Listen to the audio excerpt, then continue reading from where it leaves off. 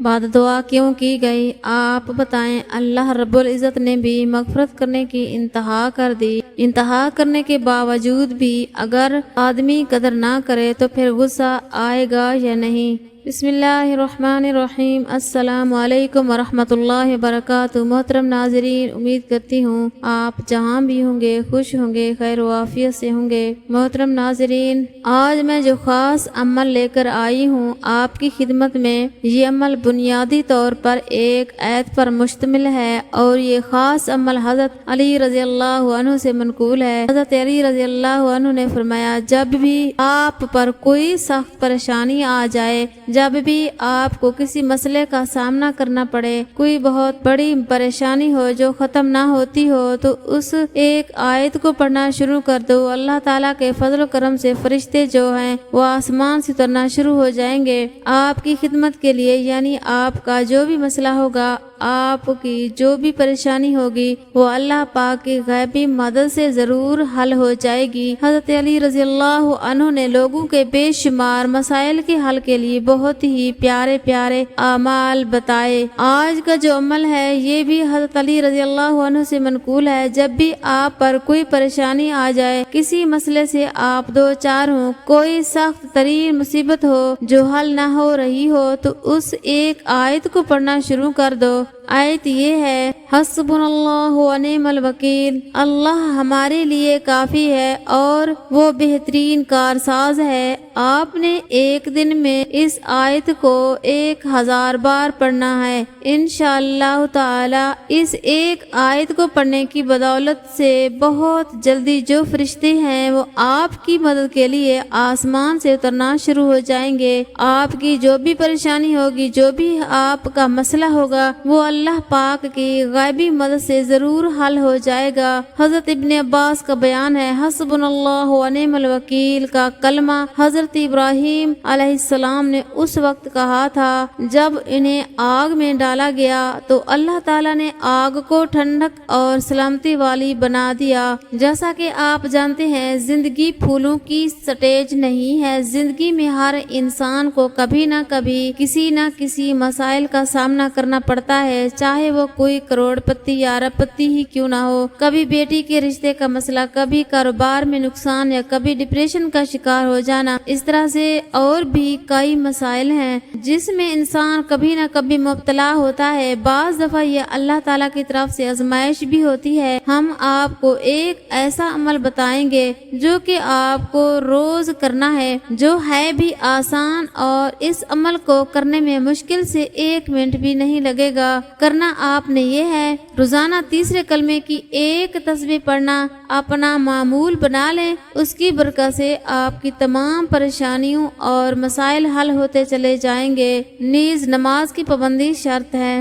اللہ کی رضا کا حقیقی معیار، ایک شخص اللہ کا فرمان بردار ہے، دوسرا اللہ کا نافرمان ہے۔ دونوں مچھلی کا شکار کرنے جاتے ہیں، ایک اپنے بت کا نام لیتا ہے اور جال پھینکتا ہے، اس کے جال میں مچھلیاں آتی ہیں۔ دوسرا اللہ کا نام لیتا ہے اور جال پھینکتا ہے، اس کے جال میں کچھ نہیں آتا۔ کوشش کرتے کرتے شام ہو جاتی ہے۔ وہ اللہ کا نافرمان غیر اللہ کا نام پکارنے والا اپنی مچھلیوں کا تھیلا بھر کر لاتا ہے اور یہ اللہ کا ماننے والا اپنا تھیلا خالی لے کر آتا ہے۔ اللہ کا فرشتہ کرام کاتبین، حساب کتاب لکھنے والا فرشتہ غمگین ہوتا ہے اور عرض کرتا ہے، اے اللہ، وہ تیرا نام لینے والا خالی ہاتھ آ رہا ہے اور تیرے دشمنوں کا نام لینے والا مچھلیوں سے بھرا ہوا تھیلا لا رہا ہے۔ اس پر اللہ رب العزت فرشتے کو ان دونوں کا آخرت میں ٹھکانہ دکھاتے ہوئے کہتے ہیں، دیکھ، جو مچھلیاں بھر کے لا رہا ہے اس کا ٹھکانہ جہنم ہے،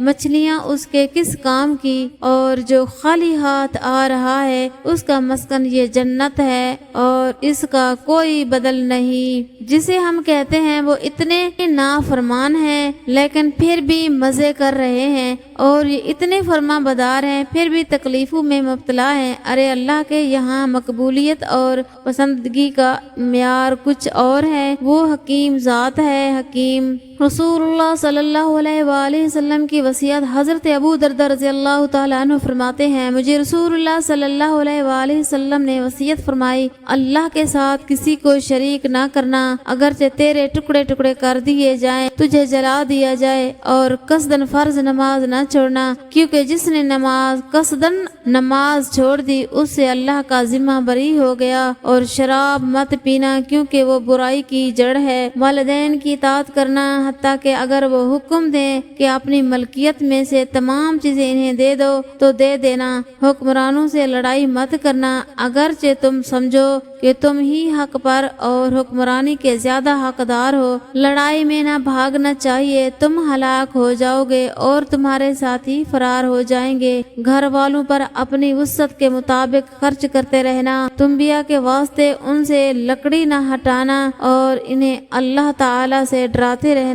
میں نے اللہ کو دیکھا ہے۔ حضرت ابو ہریرہ رضی اللہ تعالیٰ عنہ ایک بار مدینہ کی گلیوں میں صدا لگا رہے تھے، میں نے مدینے کی گلیوں میں رب کو چلتے پھرتے دیکھا۔ جب حضرت عمر نے یہ سنا تو انہیں پکڑ کر حضور رسالت مآب صلی اللہ علیہ وآلہ وسلم کی بارگاہ میں لے گئے اور عرض کرنے لگے، یا رسول اللہ، ابو ہریرہ دیوانہ ہو گیا ہے۔ آپ صلی اللہ علیہ وآلہ وسلم نے پوچھا، اے عمر، ابو ہریرہ کیا کہتا ہے؟ حضرت عمر عرض کرنے لگے، ابو ہریرہ کہتا ہے میں نے مدینے کی گلیوں میں رب کو چلتے پھرتے دیکھا ہے۔ آپ صلی اللہ علیہ وآلہ وسلم نے فرمایا، قال صدقت، یہ سچ کہتا ہے۔ حضرت عمر نے پوچھا، یا رسول اللہ صلی اللہ علیہ وآلہ وسلم، وہ کیسے؟ تو اللہ کے رسول نے جواب دیا، انی مرآت الرحمن من رآنی فقد راء الحق، میں رحمان کا آئینہ ہوں، جس نے مجھے دیکھا گویا اس نے اپنے رب کو دیکھا۔ سبحان اللہ۔